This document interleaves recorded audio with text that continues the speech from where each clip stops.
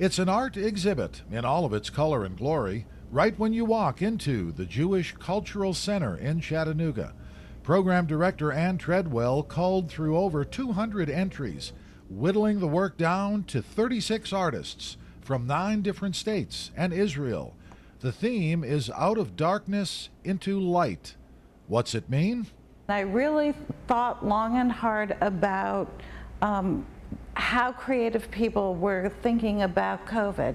Not the depressing parts of COVID, but the transition from the darkest days of COVID into the lightness of COVID.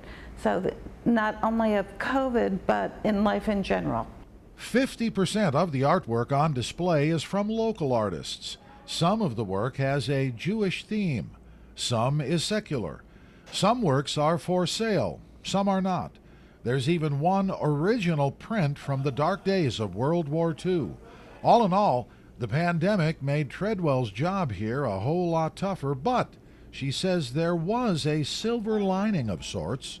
Because of COVID and the building having to be closed, my original 2 dates to open the exhibit had to be canceled, which meant I needed a third deadline and gave me a little more time to really distill what I wanted.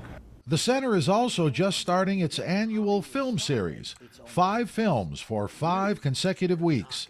The films are Jewish themed, meant to educate and entertain. The films come from all over the world, to include the United States. It's the 13th year of this series. As always, a committee screens many films before making its final choices. We try and make it simple, so we produce a spreadsheet, we put the name of the film, everybody gets a chance to see the film, and they rank it from 1 to 5. Any film that falls below a 4 is immediately discarded. And then we cut the list down that way, and when we get back down to about 10 films, we make the final choice and go from there. The film series runs through September the 23rd. The art exhibit will be front and center until early December. Dave Staley, News 12.